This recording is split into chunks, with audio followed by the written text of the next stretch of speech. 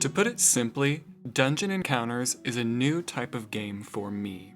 I'm not terribly familiar with grid-based dungeon crawlers, but I am familiar with turn-based combat, wonderful art, and great music, which Dungeon Encounters has in spades. That said, I'm sure I'm not the only one that struggled with understanding some of the game's concepts and mechanics, so, to share some of that knowledge, here are 20 explanations, tips, and comments for beginners in Dungeon Encounters. Starting with combat, here are some basics about combat.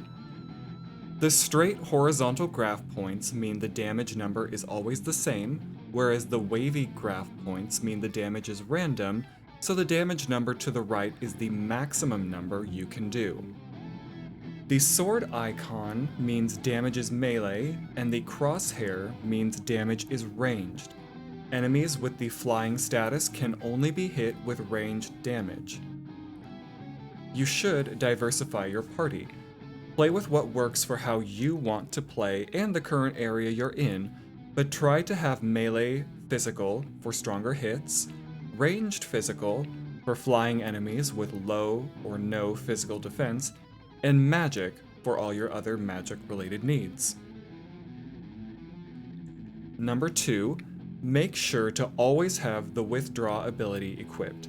Sometimes the RNG will not be in your favor, or you'll bite off more than you can chew, so you'll need a way to escape. The ability is at least found within the first few floors. Number 3, Reflect will send the same spell you cast back to someone in your party. It will, however, be dispelled after one Reflect. You can also find a Reflect ability that will cast Reflect on your party, however, that's not going to be until at least after floor 20. Number 4, pay attention to the battle numbers on the map. Each number has its own set of monsters the battle will pull from, so you can either remember which they'll be or check the battle log. This rolls neatly into number 5, which is to remember which numbers have undead enemies or enemies with 1 HP. Unarmed hits deal 1 damage directly to HP even if they have defense. So when you see these enemies come up, it's good to leave 1 or 2 party members unarmed to take them out quickly. At number 6, the battle number on the field also shows relative difficulty, so if you're on floor 22 and see a 77, then you'll need to avoid it. Also, avoid FC unless you want to have a full party wipe from an actual black hole. Rounding out combat at number 7, equip any negative status prevention abilities as soon as you can. If you've already had someone turn to stone, you'll know how much easier it is to prevent petrification rather than heal it. Now I'll move on to the topic of exploration. Speaking of petrification, at number 8, always remember where the Gorgon altars are until you get the ability that prevents petrification. You'll know it's a Gorgon altar because it's number 08 on the field. A few enemies, such as the Sculpture and Cockatrice, will easily turn party members to stone that you'll have to just leave on the field until you can find a Gorgon altar. Hint, if you don't remember where you left them, just check the composition menu and it will say the address of your petrified party member. At number 9, while the menu will tell you where your old party members are, it won't share where much else is, so I recommend getting a pen and paper, Word document on your computer, note on your phone, or whatever other method works for you so you can keep track of where everything is. You'll find mini towns in the dungeon with shops that aren't in the main town, random resurrection or healing shrines, and other goodies that you'll need to remember. Fortunately, for number 10, maps are not randomly generated, so if someone else finds a neat item, area, puzzle location, etc., then that information can be shared. At number 11, I strongly encourage you to fully explore every floor down to the last tile. When you complete a floor, you get 3 ability points which will become vital the further you go. Also, you'll just find all kinds of good items and skills, as well as much needed experience. For number 12, though, as you get to lower floors, you'll find that you've cleared every visible tile, but haven't gotten all of them. This is because there are some hidden tiles that you'll need to find as well. They usually aren't too hard to find and are often telegraphed, but sometimes you'll just have to feel around a bit. On to number 13. If you're in the middle of an area, say floor that ends in 5 or 6, and you really need to head back up, then take advantage of the ascension skills, or descension if you want to go down faster. It's not always obvious where a free tile will be, so just go square by square to find a spot until you can go up.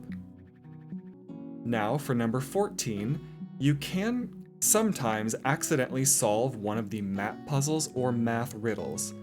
I accidentally clicked on the spot I was on rather than click above me, and solved a map puzzle that wouldn't show up for several more floors. It'll probably be quicker to solve the puzzle than click on every single tile, but it is at least an option. And number 15 is the Wanderer Tracking ability. Once you get this, the ability will show you how far away you are from one of the wandering adventurers in the labyrinth. Unfortunately, it doesn't tell you if you're on the right floor. So, if you're 4 floors above the exact spot, it will say that you're 4 tiles away. My recommendation? Leave the skill on at all times while you're filling out the map, and you'll eventually find them.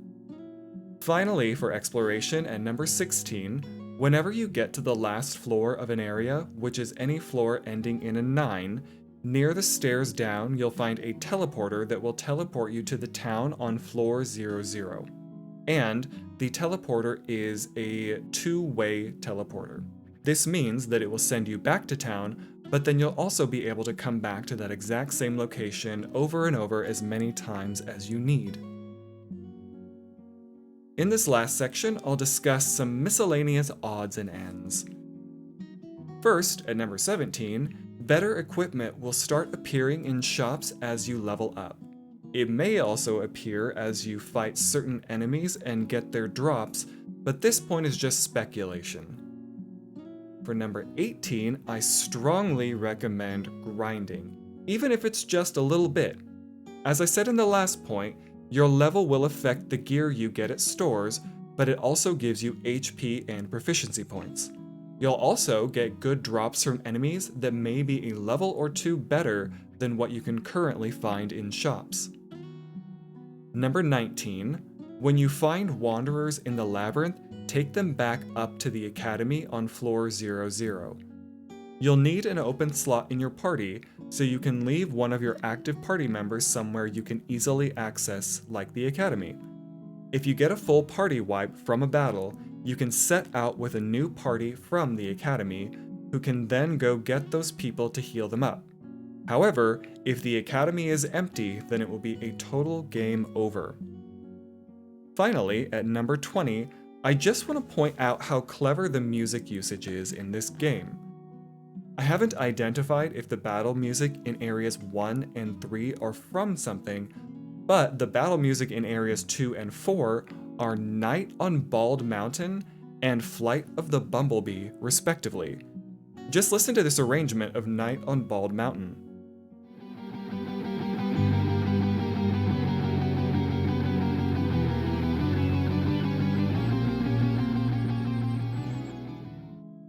I find this to be such a clever rock interpretation of an older work, and suits both the area and the concept of a battle so very well.